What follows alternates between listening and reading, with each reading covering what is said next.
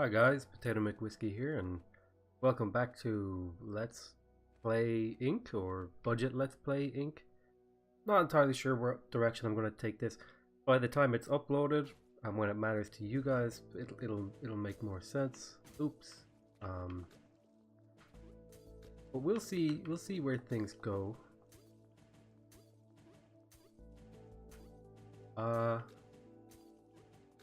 Yeah. Okay. I don't know where I'm going here. This game definitely has gone up in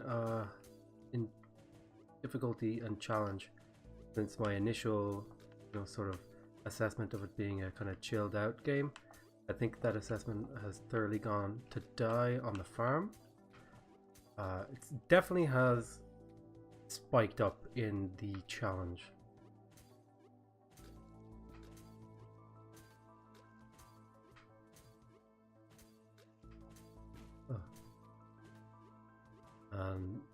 Still trying to figure things out. Oops. Ooh.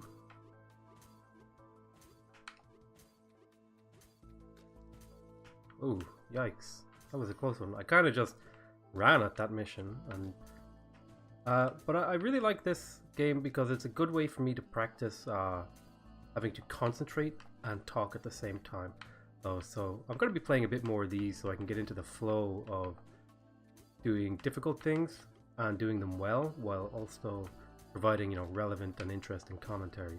Which, maybe my commentary is not relevant or interesting right now, but, practice makes perfect. And how do you get to Carnegie Hall? Well, you have to know Carnegie to get to Carnegie Hall. Ooh. Whoa. Yeah, it's definitely I wouldn't say it's a brick wall in terms of difficulty spike, but there's definitely an uptick in the challenge level that I have noticed.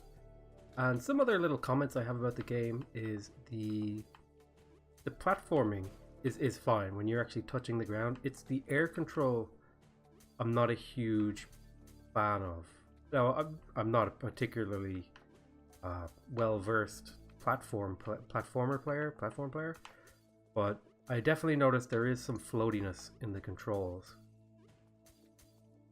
that are a barrier to precision and doing things well. Ooh. Oops.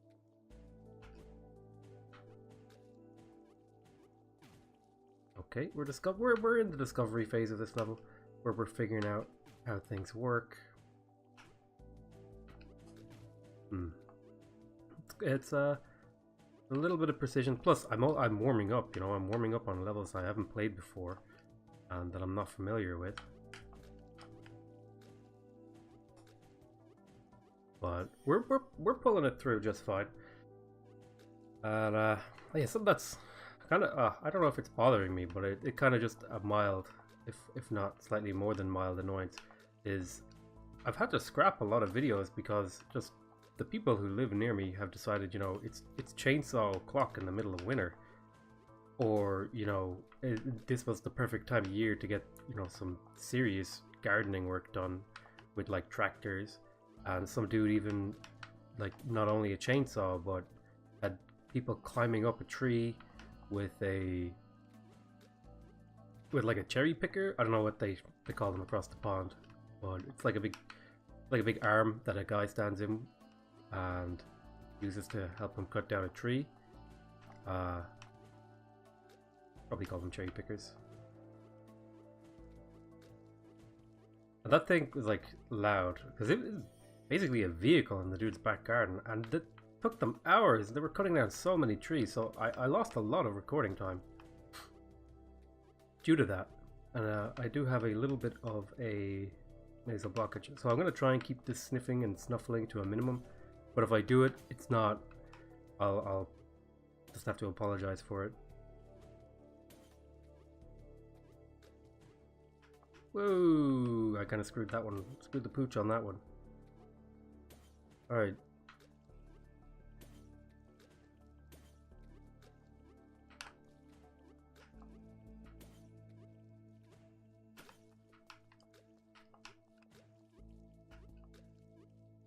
I'm ooh, sorry. A little bit of concentration every now and again requires me to turn off the mouth part of my brain and activate only the pressing buttons part of my brain for a short period of time.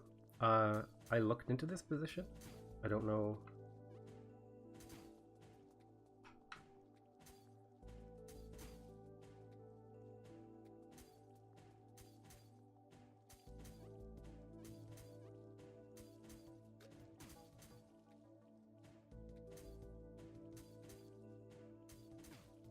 Aha.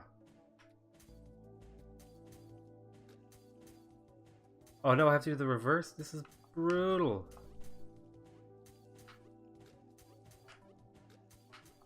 Ooh, okay. It wasn't as hard as I thought it was. And there might be some gaps in my commentary just because I'm not as good as I should be at this yet. But you know, we'll learn together. Ooh. So figuring out these levels. I feel like I'm doing pretty good. I feel like I would be, you know, either on par with the average casual player in this game or slightly above them. Oh. Actually, I think you could do this level without that platform. If you were good and not garbage like me. At least to this point.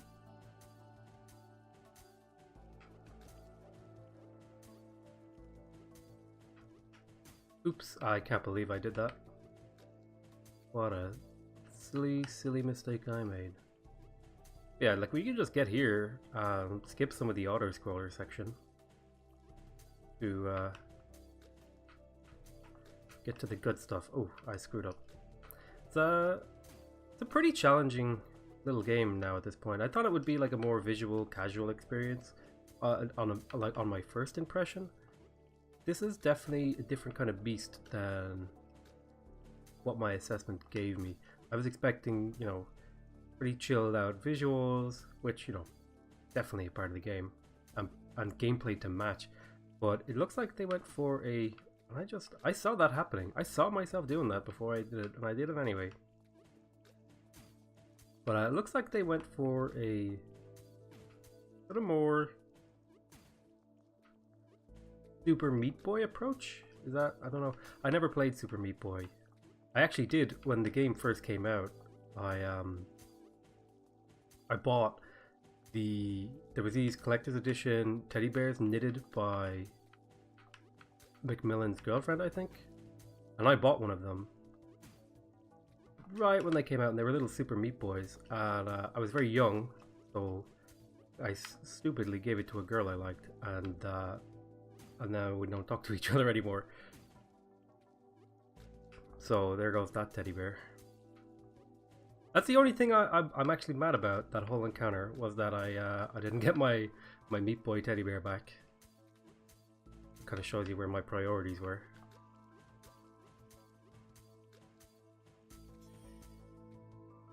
Ooh.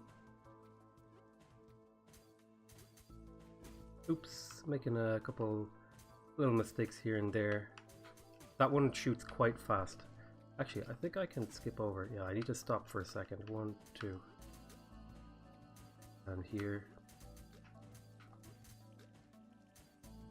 Oh. Yeah, I need to stop 1. Yeah, and then I need to stop again, so. Okay, so. Stop. Stop.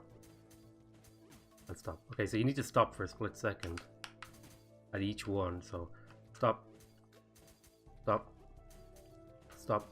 Yeah, there's definitely a pattern here I'm spotting.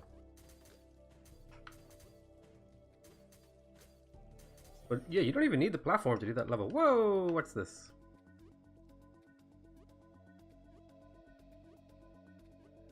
Really not sure what I should be doing here. Should I jump on him? Yes.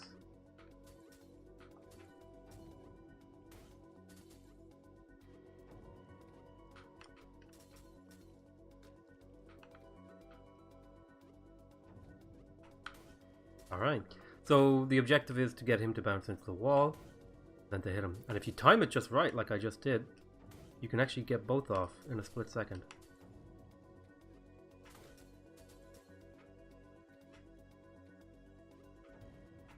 Nice. Doesn't seem like a particularly challenging boss, even though I've died a couple times to him already. Ooh. I mean, it's not, you know, super easy, but I wouldn't describe this as like a... Oops, I just bought my desk and I'm gonna have to cut that out because it's probably really loud on my microphone. Stupid. I'm sitting too close.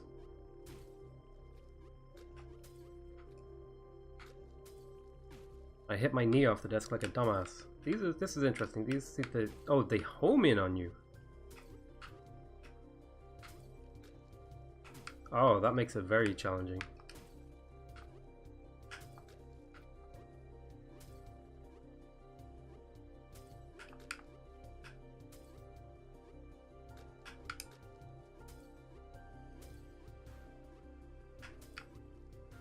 Go, go, go. Whoa.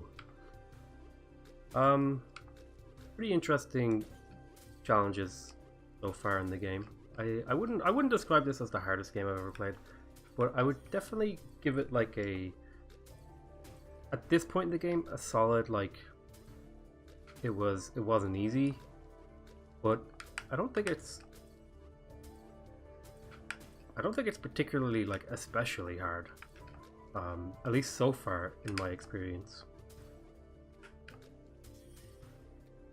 But you know, that might just be my experience, you know, other people might struggle with this, huh? So I assume there's a key that I go upwards to get. There's a new mechanic. I think I just accidentally did the speedrun strategy without realizing it. Okay, so there's this very specific set of timings and speeds you have to go to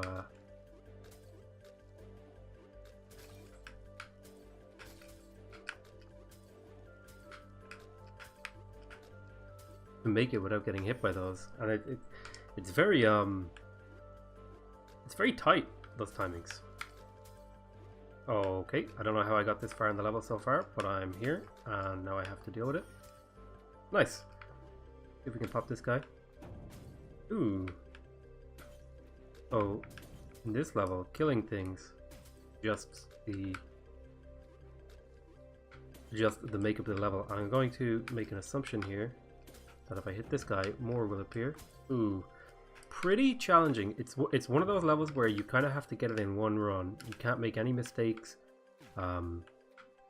This is a lot more reminiscent of late game Super Meat Boy, based on, you know, the couple of speedruns I've run, where as you get into the late game of Super Meat Boy, you don't have much room for error, particularly in those levels where you have to kind of go through on these blocks that disappear and then come back. This kind of challenge level reminds me of that, if not the mechanics of the challenge. See what I mean? You have to pretty much pull it off perfect, and there's no stopping, or it has to be smooth, it has to be crisp, it has to be executed, I wouldn't say perfectly, but at least cleanly. It has to be a clean run through the level.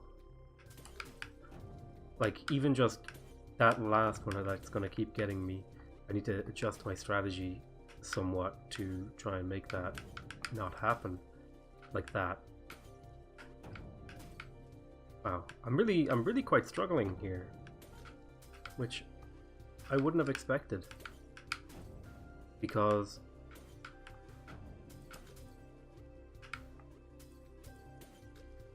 ooh. But I assume this is just, I would imagine this is a place where a lot of casual players get a little bit of a roadblock. I wouldn't say it's run ending for them in terms of whether or not they finished the game, but it's definitely, I could see people getting stuck on this for like maybe 20 minutes to 30 minutes in a casual playthrough. Like I would, like I've been stuck here for a couple of minutes already, and I would consider myself, you know, not like top tier at platformers, but at least, you know, mediocre to okay. Ooh, okay, so the things disappear. Right, we've got it. Ah. Hmm.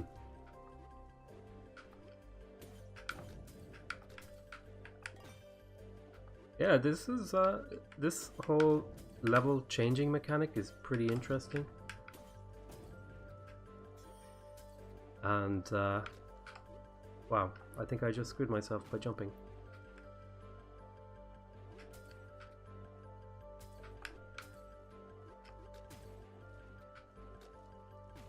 So there's something I have to do here. Ah, okay, yeah, so I need to jump. I need to do a little bit of creative jumping over here. Ah, okay.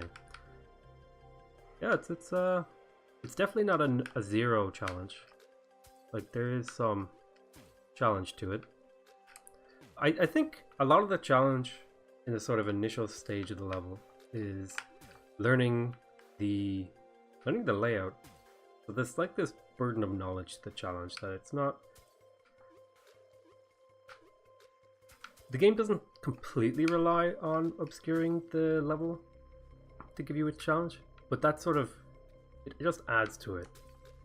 At least in the initial run through the level, where you don't know where all this stuff is located, and you don't even know what are the potential pitfalls that you're gonna face in the level. Okay, so I need to do that quicker.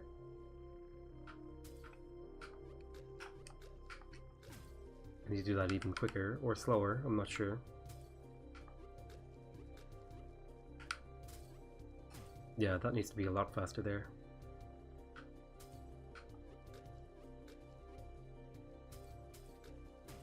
That last little section that I'm getting stuck on, I got through it once by just going for it.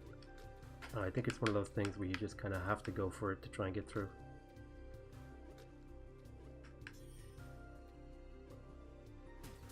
Oh. Yeah, I don't know if I would ever really try to get into speedrunning. I think the amount of time you have to invest into a single game is far too high for me. I have a very, I wouldn't say short attention span, but I have a limited one. You know, there's only so much I can get out of a game, and it depends on the game before I just kind of lose interest due to, like, you know, game attrition or whatever.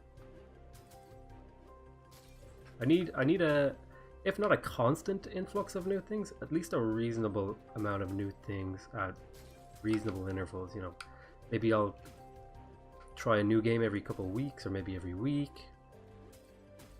You know, I'm a big fan of little silly web games, and I play them a lot.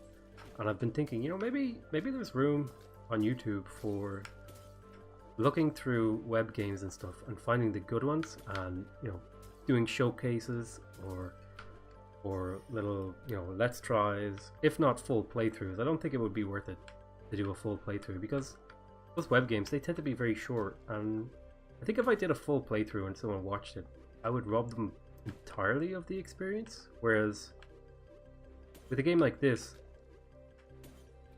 there's not really any story or surprises, which oftentimes a lot of those web games use as their hook, I guess.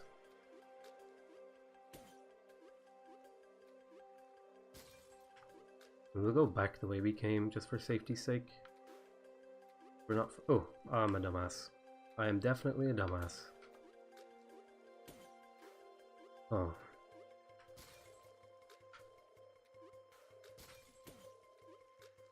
We're figuring it out.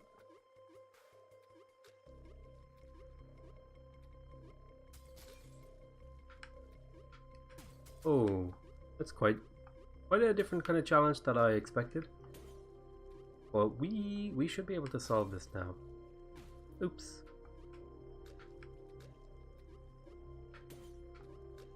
I'd love to know what you guys think of this game. And with regards to the other stuff I was talking about, do you think doing like playthroughs of games is worthwhile? Do you think maybe doing more platformer content? I want to make sort of extend an olive branch to my audience, what little audience I have and the audience that I intend to build. is I'm gonna try and strike a balance between playing the games that I purely enjoy, like this one, and what the audience wants me to play. I think that's a fairly reasonable approach to play play the things that primarily interest me, but also do a little bit of fan service, and or I don't know if I would call it fan service, considering I think that's a bit maybe getting ahead of myself, considering I probably have like 0 fans at the moment. But sort of doing the things that my audience wants me to do, and striking a balance between doing the things I want to do without like putting so much, without like regimenting it, putting pressure on myself to feel the necessity of doing the things my audience wants. Because a lot of people, like, I find a lot of YouTubers, and it's probably because they just get it so very much, and not even just YouTubers, but people on Twitch and other platforms for gaming content, is they just get so many requests to do things like, can you do this game? Can you look at this game? When are you going to play this? Are you ever going to finish this game? And they just get so much of that for their community, and I think what they find is when they actually give into it, they end up not producing content that they're proud of. So that's why I'm a little bit unsure on that thing that I was talking about just now. Oh my god. This level is tricky. I will definitely give it tricky level status. But I don't think it's something I won't be able to complete. Definitely think I can pull this off with a little bit of thinking. Aha, okay. It's I